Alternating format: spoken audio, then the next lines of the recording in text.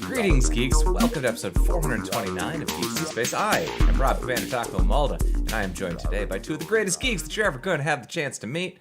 Yes, that's right. You can't see them because apparently the name of our meeting has changed today. But they are Chris DeBona and Rob Roseboom. Hello from the ether. That's right. I'll find it. Maybe.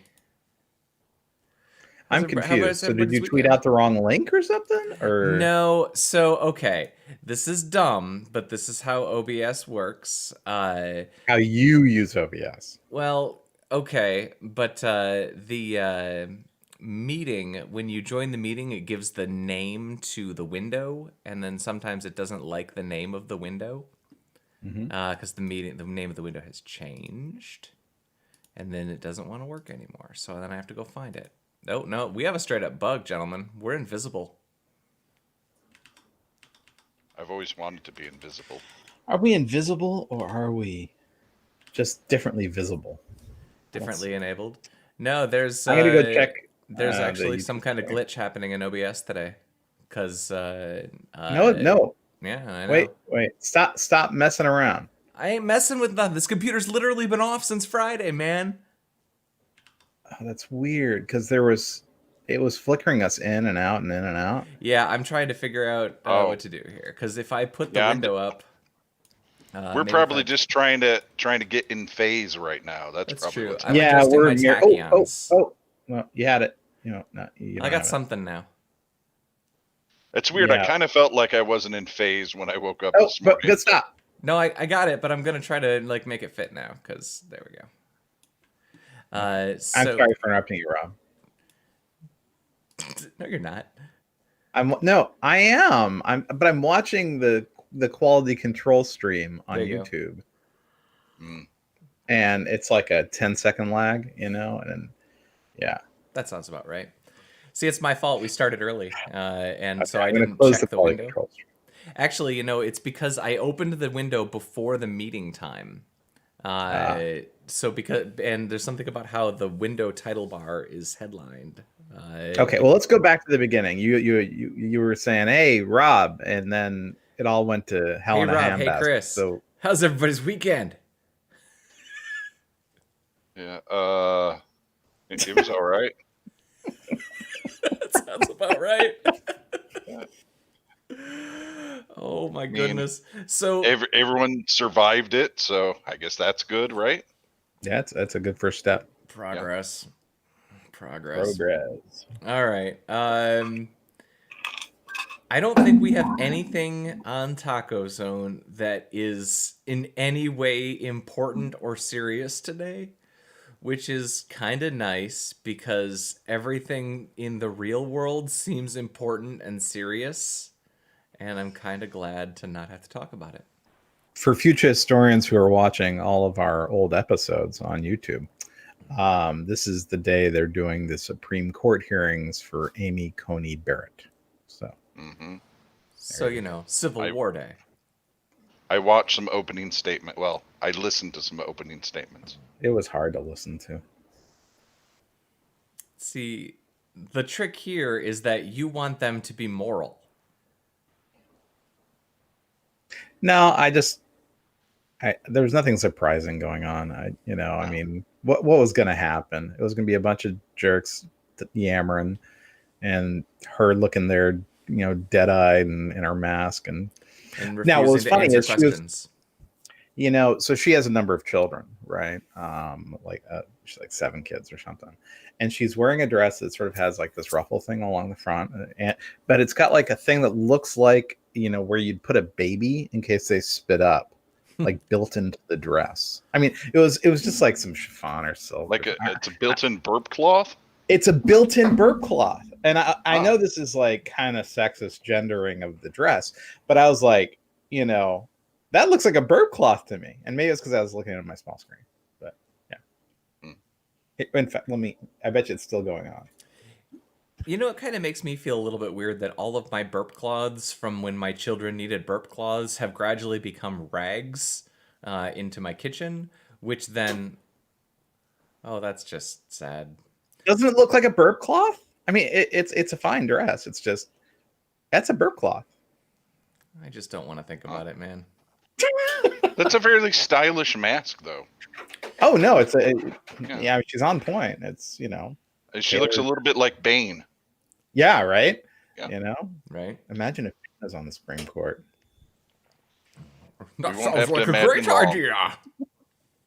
It sounds like you want to burn it all to the ground. GOP's been working hard on that for decades now. The only way that they're going to achieve it, though, is with their faithful sidekick, the Dems. All right. There's lots are of... you saying the Dems align with Bane, or are they more, Joker aligned? I'm just trying to put it all together here. Are they more the Dems are like the toadie's sidekick. They just do, yes, boss. Oh, they were the Ned Beatty role. There you go. In Superman. There you go. Okay. Exactly. Whatever you say, boss. Whatever you say. And can we help you more? Because we don't actually have spines. Oh God. Let's see. Over. Yeah. Over. We've talked about this before, but I've never seen. I'm through one season of The Expanse, and good. And everybody says that, but the first season of The Expanse was not particularly good. I was bored out of my mind, and everybody says that it gets better. You might actually be bored the whole time. It just may not be your cup of tea. Yep. Could be. That's okay. You don't have to like everything, Rob. I really like it. With the exception of like the main character, like I love every actor. Amos is one of my favorite characters on TV today. Is the main character the detective? No, he's a disaster. Because he's unwatchable in season 1. Oh no, he is intolerable. That's the main character there. That guy there. Yeah, I just always thought he's just not serious enough. But like everyone else, yeah, and there's no Miller in this season from what I hear. So thank goodness. Yeah, I mean we've talked about this in the past, but like every scene, spaceships, Rob. I'm all in on spaceships, but the first season was like a bad detective noir thing. There was just too much of that. And I felt like Altered Carbon leaned all in on just being a noir kind of thing. And this just has too much of the, now I'm going to go talk to the person, and then we're going to talk about the thing. Yep. But Altered Carbon was like the exact opposite. I thought that got horrible. Oh, Altered Carbon falls apart. As it went on. I couldn't make it through the second season. This is pretty good. The Expanse is pretty decent. So yeah, that character, the one on screen right now, he is the MVP. He's incredible. So just perfectly written, perfectly acted. Just yeah. I'm going back in for season 2 without the wife at some point, but yeah, there's not a lot of energy in our house right now for watching anything that is even remotely challenging in any way, shape, or form. We did get through The Boys last night. We got through the season finale of The Boys. Great. And wow, right? Oh. I dig it. Okay, so let's just make this about The Boys. Screw these other stories. We've got The Stand, whatever. They're remaking The Stand. We have sexy onions and some bears. We'll get there. No. Let's just talk about The Boys just for the rest of the broadcast. And we should. Good. It's worthy material.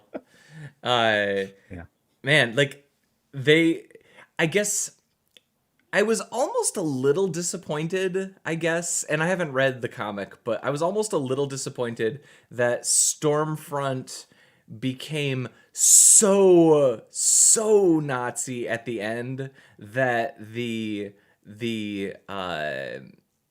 it breaks down. Like a lot of the first half of the season is like in that realm of plausible deniability, which is, not unlike the world that we live in today, where people just, they use weasel words and question marks and implied things to like justify clearly, obviously, both sides behavior. are having issues with this. Both sides are. But I felt like when they got to the end, they just went so far over the line that it became a parody, which, fine. Well, it's a comic book. In the comic book itself, Stormfront is a straight up Nazi. Stormfront is a dude, and he is an ex-SS soldier, and that's his angle. He's a straight up Nazi. So that part is Sure. On brand, on point. They changed it up, of course, to make her a girl and have the love affair with Homelander and yada yada yada. Yeah, I did like at the very end when she dies, she starts talking in maybe German. dies. Well, Did she she die? starts talking in German about her daughter with her first husband and stuff, and they made her a little human. Well, in German, so Yeah. if you don't speak German, you don't know what she's rattling on about. But half human, but yeah.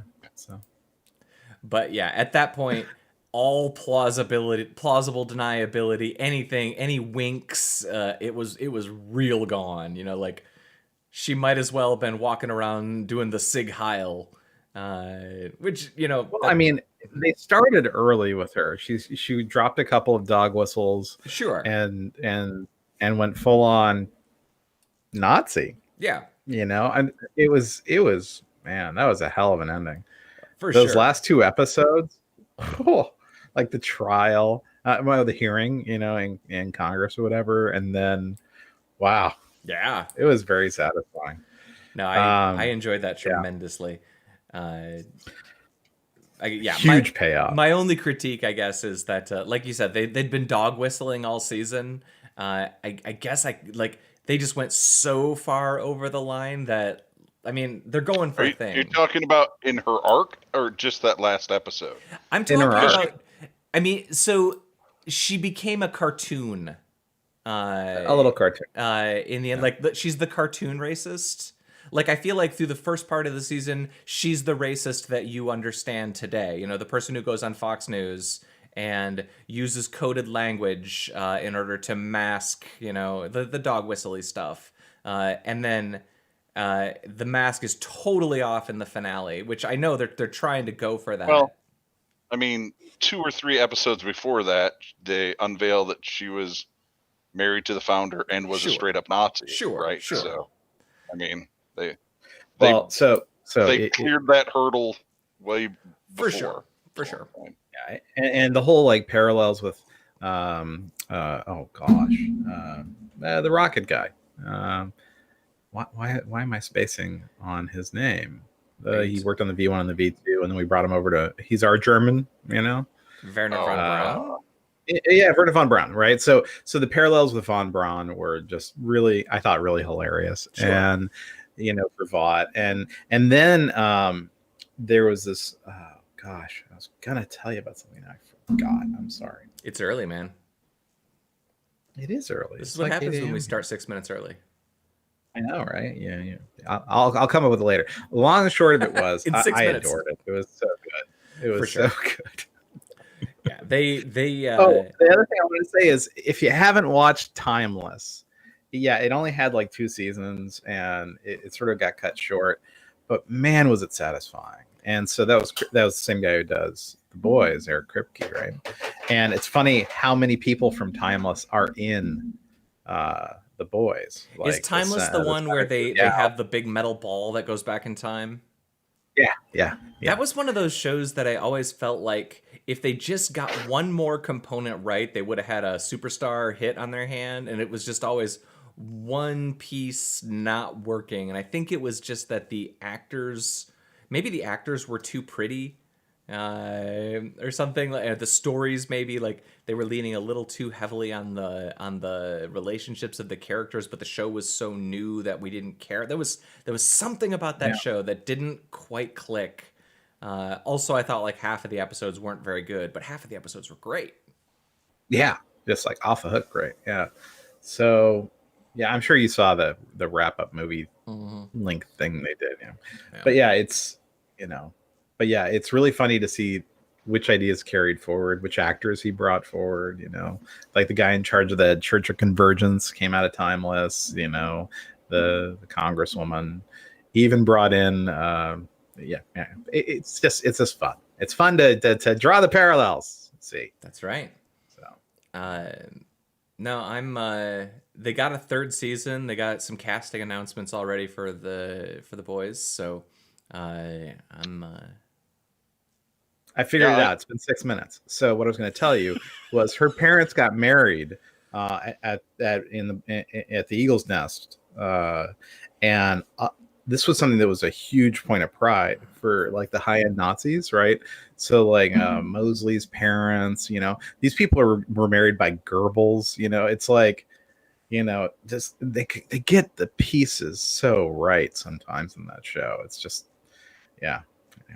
I really look forward to the third season. I feel like I think this was an exceptional season. I think it was a lot better than the first, and I enjoyed the first a lot. It's nice. It seems to be that you get into that sweet spot, where like into second season, third season, even fourth season, where all the actors know who their characters are, the writers know what works. It's great. So I look forward to it. I've always had a theory that the pilot is, the show creator.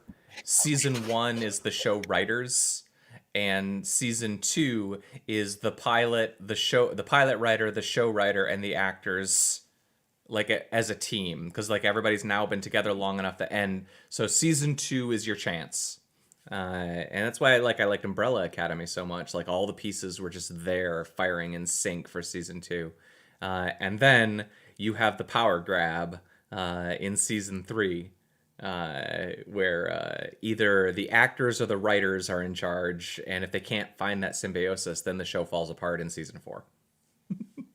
Yeah, I feel like if they have story to tell yet, and they're not just making stories to make stories, you got a good shot, right? But we all have those favorite shows that have been on too long, Yeah, when that starts happening. So I've watched all of Buffy twice. And Angel. I've watched all of Angel twice. Although, in all fairness, I watched like 30 episodes of Angel in like one 30-hour marathon, essentially. And it was a New Year's Eve, in fact. And Kathleen and I started at like in the middle of the afternoon, and we suddenly realized that it was 2 a.m, and we had been watching Angel, and we missed New Year's Eve. Well, it's funny because Angel had the initial arc with the Irish guy, the Scottish guy, and it was just not good, right? When they started doubling down on Wolfram and Hart, though, I was on board, right? That was a great arc for them. But then it just got to be a mess too. I mean, it was such a messy show. And then you'd have like the little crossover episodes with Buffy, and it's like, I think Angel fell apart when Charisma Carpenter got pregnant, and they had to like figure out how to write in that was the so baby. Freaking gross, dude. Well, and like I understand not her being pregnant. No, but I understand that there was behind the scenes drama. Like the producers did not like that she was having a baby and everything. So I feel like nobody's heart was in coming up with the clever creative solution to reality. They almost gave her a punitive storyline when that baby was born. And where he gets ripped away and then she ends up dating him or something. I'm like, no, I'm out. This is just too creepy and weird and freaky. I'm out. Yeah. Nope. It's true. All right, let's see. So do you want to take a look at the onions that were so erotic that Facebook? We're gonna get demonetized. Well, the ends kind of look like nipples if you haven't seen real nipples before. Oh wait, these onions were not flagged as risque. No, those are Getty images. Those are approved by Great Leader. I guess this one. I think those might have been it.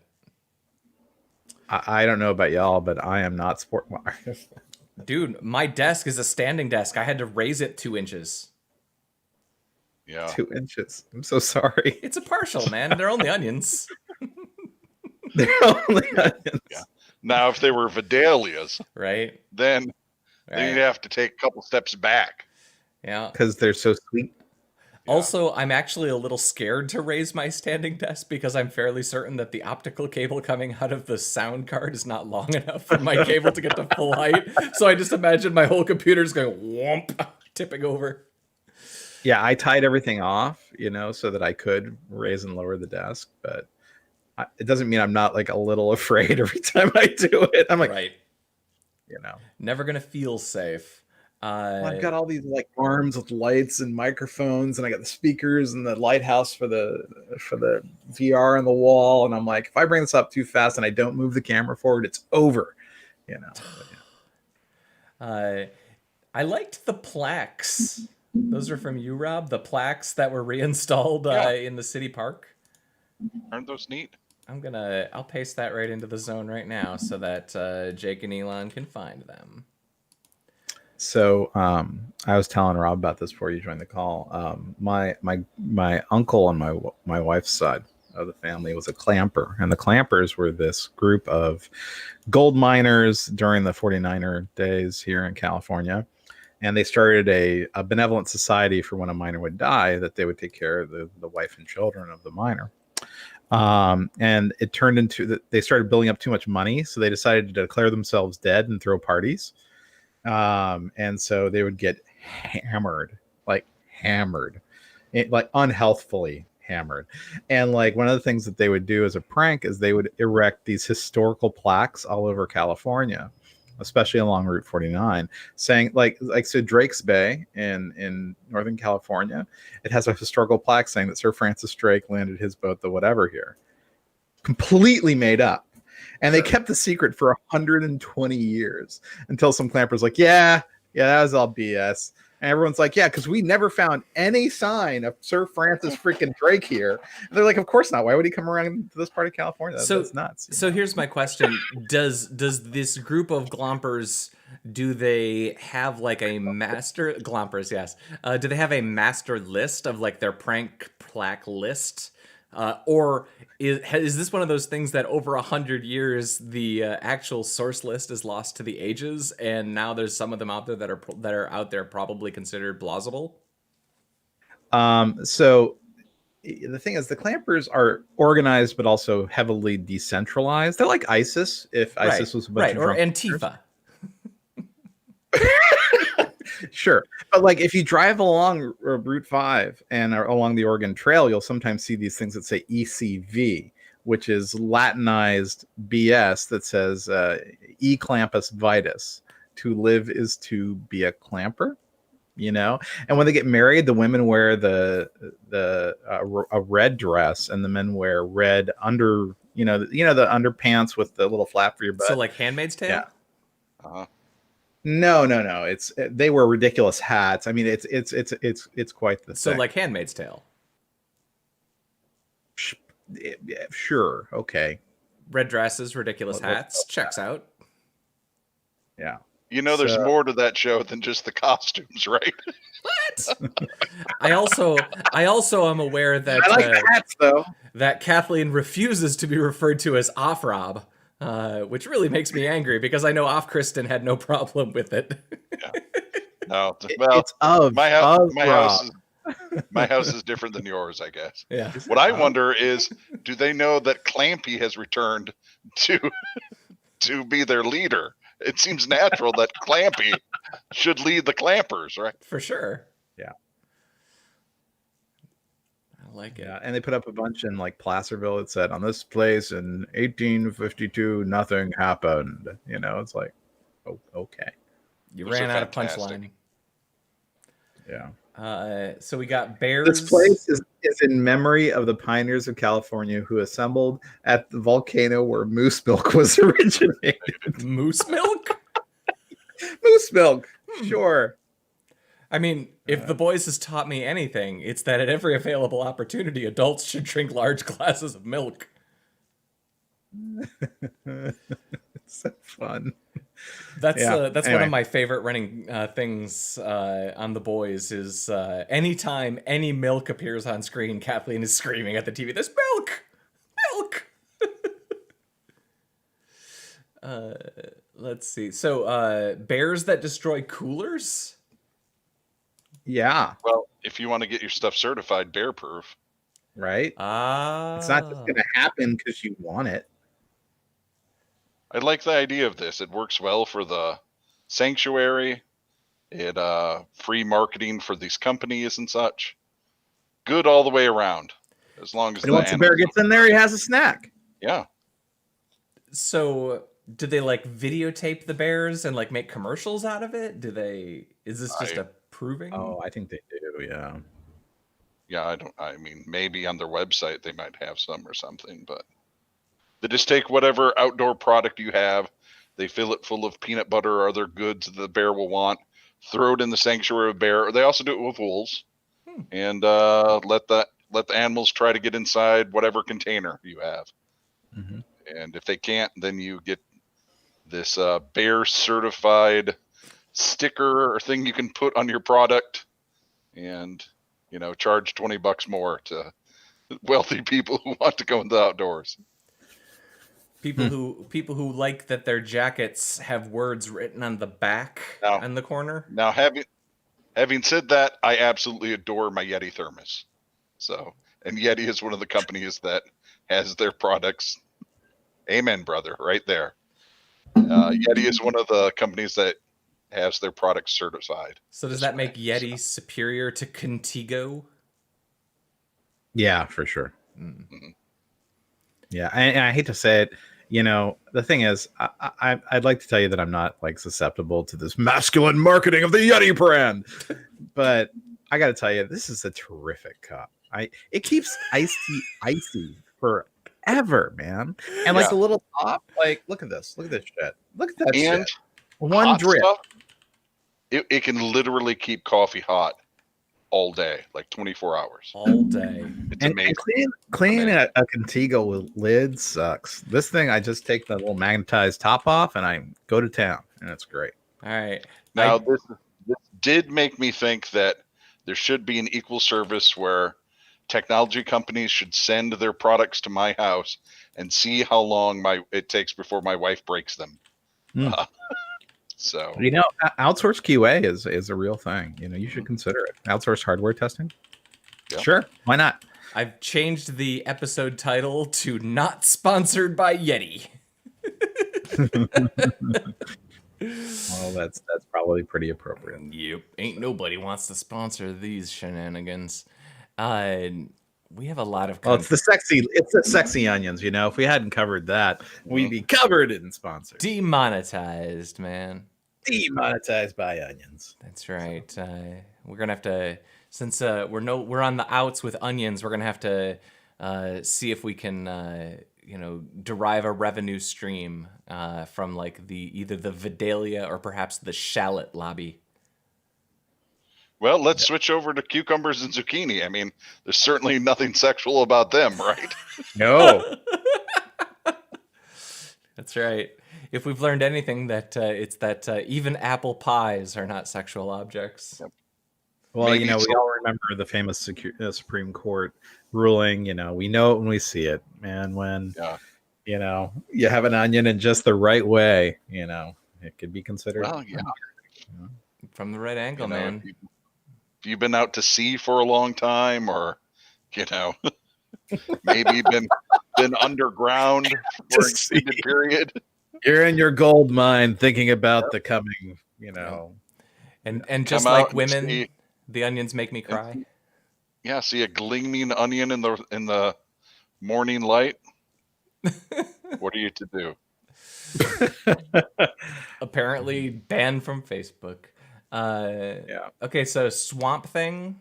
Rob, you're the only one that's seen season 1, so did you have a good link for that put up on the zone? Yeah, I really dug Swamp Thing. The reboot takes place in the Dark Universe with Moore's version of the character, where he is sort of a elemental protector of the Earth. He speaks with the plant consciousness that surrounds the planet, and super powerful. And unlike earlier versions, he isn't really the doctor anymore. He is literally plants that absorbed his memories. Yeah. And so and they did a pretty good job of telling that story and making it not as hokey as it could be, My favorite part of the Swamp Thing comic is, and it happens, I think, even in the first issue of the Alan Moore trade, is there's a sequence where he travels, through 2 points in the globe by traveling through the biosphere or whatever. And I was Right. like, yeah, Yeah. that's a cool power. Through the green, Yeah. as he refers to it. Yeah. Green. I always liked that.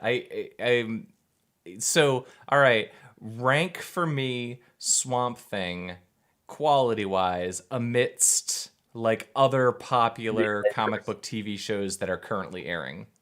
The other CW comic Pick where you books? want, because I assume it was originally DC Universe, right? But they're moving it to CW. CW verse, yeah. Yeah. All right. Well, here's the thing. Do you remember the old Constantine show? Yep. Sure. I really liked that. Yeah. I thought that was great. And then they canceled it, of course. So this was supposed to be rumored to get Constantine back and to combine some other of those DC characters. Did they bring the same actor back? They were talking about using the back like 3-4 Constantine- times in the Arrowverse. Yeah. Yeah. And in Legends of Tomorrow, of course. So for me, I would guess probably I think the best of those is maybe Flash, I would say. Okay. I don't know. None of them are super terrible, although like when they're not completely making fun of themselves, I find Legends of Tomorrow virtually unwatchable. Hmm. Um, See that, but I agree with you Black wholeheartedly. Lightning is okay, but like Arrow and Supergirl, Oof. I mean, they had some okay. Arrow in particular had some okay seasons. The function of Arrow was to launch to the Flash, right? Once we got the Flash, we were in good shape, right? So, but like, yeah, Supergirl was that first. Talk about bad first seasons. Oof. Yeah. So God. I would rank Swamp Thing, at least for me, as good as the best seasons of Flash. But I really like Swamp Thing more than those other characters. So Yeah. So, but its genesis comes out of the DC universe, so its DNA is more Doom Patrol and Teen Titans. How does it stack against those? yeah, it is not as good as Doom Patrol, simply because it's a different thing, right? Sure. You're not going to have a wacky, super creative, weird story, which really appeals to me, like in Doom Patrol. It's more kind of horror based, It's the dark universe, Yeah, so yeah. it's all the supernatural stuff. I think it's better than Teen Titans for sure. Yeah, not as good as Doom Patrol, but more of a taste sort of thing, Sure. If you don't like a supernatural storyline, you're not going to dig Swamp Thing, because that is a huge portion of it. Yeah. So yeah. So the other trailer that we had on the list is The Stand. Yeah. Starring Vampire Bill from True Blood. Bill. Oh, Yeah. is that him? Yeah. Suck it. Really? Suck it. Go, he's playing Randall Flagg, obviously. Can I tell you Right, that for a fairly long time, we taught one of our children to say "Suki," like that, like when they were very little, "Suki," because we just thought it was very funny to hear a little child's voice say "Suki." I don't know how I feel as him of him being Flag, but maybe I need a little bit burlier Flag. Well, the one in the mini series, he was not substantially burly. He was. Yeah. I think Whoopi Goldberg's good casting. I think it's perfect casting for Mother Abigail. Yeah. I mean, she's going to chew the scenery, but that's what she does, But I don't know who Trash Can Man's going to be, who's one of my favorite. I think it's characters. that skinny guy, the skinny, greasy-haired guy, like later in the trailer. Let's see if I can find it. Not him. It's clearly not. Not her. Not him. Not the dog. Not Mother Abigail. But yeah, no. This is That's yeah. I was a huge Stephen King fan when I was a kid. I read all the books from from the age I could start buying them through high school, really, Yeah. And it and The Stand, I kind of fluctuated back and forth, them being my favorite. And I think in the end, The Stand was my favorite. There's a lot of cool things in there, a lot of good characters. Just, it's a kind of book that really needs a series, really, to tell. Yeah. So here's And my question. I haven't read it, but is this the sort of thing where they should aim to tell a one season arc, drop the microphone and get out, or is the source material such that they could run this for 5 seasons and be fine? so the original, well, the first edited version is something like 800 pages long, Mhm. I mean, and it's a the big version book. I read is, I think, almost 1200. So there's a lot of story to tell in there, but I think you could get it down in one season. I mean, it's not like the Dead Zone where there's like a whole bunch of An stories that episodic seem thing like, you could pull out of it. Yeah. right, like there's an actual story arc to these characters, and an end that you see, at the beginning of the book. You don't necessarily know what's going to happen, but you know that there's going to have to be a confrontation with Flag and these two opposing ideals. It's really like an early version of The Walking Dead and Negan, kind of, and I think you could tell that story in just one season.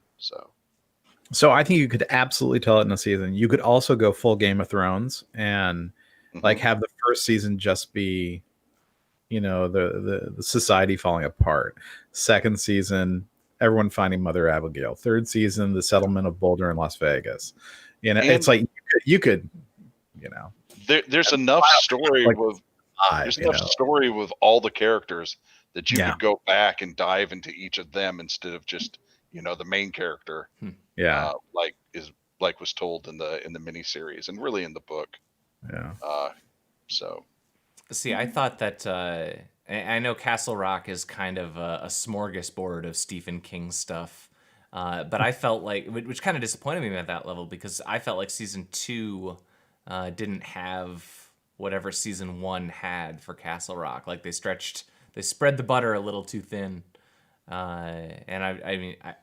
I guess we've talked about this a few times in the past, but I've always said like there were like 3 or 4 episodes of Dollhouse where had they made those a couple of seasons, that show would have been the bomb. And I feel like with a lot of these shows, you like The Walking Dead kind of lucked out. Like their first couple seasons was pretty good, even though everybody talks about Negan and how that show, like how the comic books, like Negan is like such a memorable character, and they take a really long time to get to him.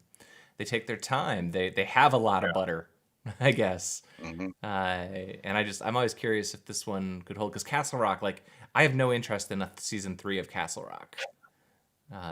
Yeah, but Castle Rock's a different thing, right? Both those other, like the Walking Dead, there was already a story there. They just had to decide if they wanted to tweak it or not.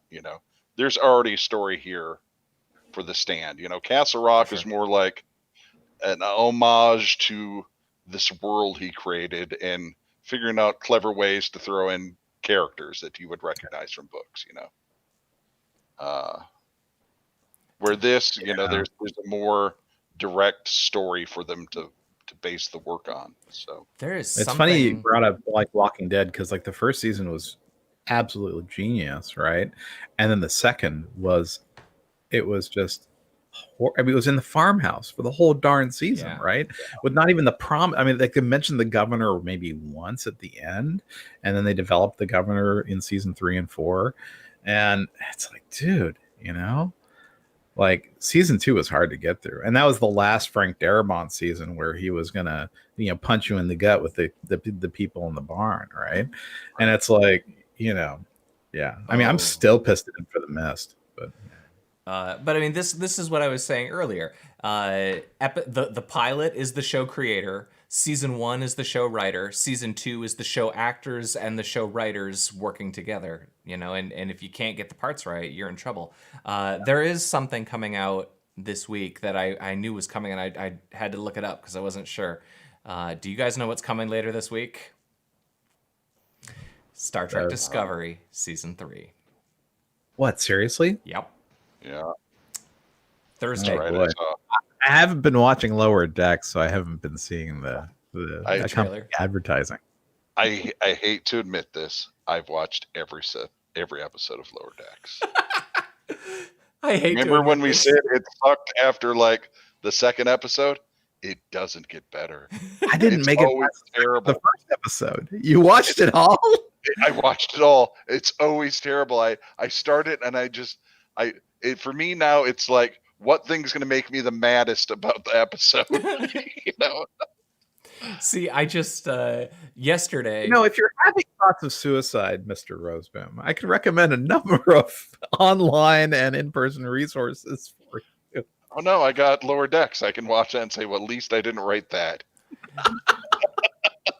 Jesus. Can't believe you watched them all. You're made of stronger stuff than me, Mark. Look, man. Well, I mean they're 20 minutes long or whatever. Yeah, so they it's are. not that big. They are a light snack. Yesterday, I watched the season 7 episode of The Next Generation, where I'm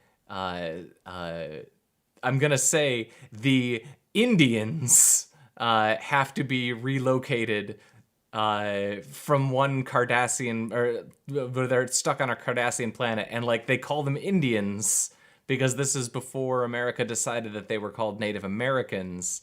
And like the whole episode is really uncomfortable, and like it's rough, and not the least of which is that like it's God. And but when Picard shows up in blackface, it gets really uncomfortable. Well, and what doesn't help is that it's Wesley Crusher's. Like he comes back for one episode in season 7, and this is the one. So it's a super racist one. Yeah. So like there's all this really uncomfortable stuff, like and like it's funny, like every time they're referred to as Indians, like I'm like, ooh. And but that's not like, but this is a different era, I think, because I don't know when that became politically incorrect. So you're saying there's lots of leg wrestling and stuff in this episode. Right. And they're really mad because there's the planet that they were given that they have to give back to Cardassia. I don't know, man. It's rough. It's funny because like it's one of those things where it's obviously written with nothing but the best of intentions, but it does not age well. Well, there's also like 4 or 5 episodes, right, where that have the we have to give the planet back thing to it, right? There's the one with the Cardassians. Yep. Then there's one with the weird-looking people who they end up tricking because they read the contract really well, right? Do you remember that one? Is that the one with the masks? Oh. Yeah, it's just. Ugh. Yeah. I'm saying it's like when someone's like, "Hey, let's write another holodeck episode." They're like, "Oh man, we did 7 of those." They're like, "All right, how about we write a we have to get people off the planet episode." It's like the second thing they go to when they run out of ideas. You know me, I've got a long-standing thing about Star Trek. You should have a likable crew, and every episode should be a standalone science fiction story. The problem and it should be animated and completely disrespectful for the source material. That's right. No, it should be these things, but when you do that, you have to accept that 1 out of 3 of your episodes are going to be crap. I just have to mention that last week's Lower Decks featured Riker and Troy. Like the actual actors voiced their characters. Whoa. All right, well now I have to watch. No, you don't. Rob's taking that bullet for us. Honor his sacrifice. I've done it. I took point on this one, guys. And they killed the rooster, unfortunately. Yeah, it's bad. It's really bad. If we actually had people watching this show, it would be awesome to task watchers of Geeks in Space with the bad shows that we're not willing to watch, and then make them report in. Like, that would be a good idea. Like, yeah, and we could have like little guest stars talking about the pain of watching Lower Decks or Prodigy, right? So yeah, that would be the most amusing job. But I think it's time for us to say goodbye. I'm just assuming Prodigy will be terrible, but yeah. All right, gentlemen, let's say goodbye to Jake and Elon and the rest. Goodbye to Rob Rosemoon. Goodbye. Goodbye to Chris DeBona. Goodbye to all of my friends who I can't see because of America's COVID response. Episode 529 of Geeks in Space. I'm Rob Commander Taco Malda. Get out of here.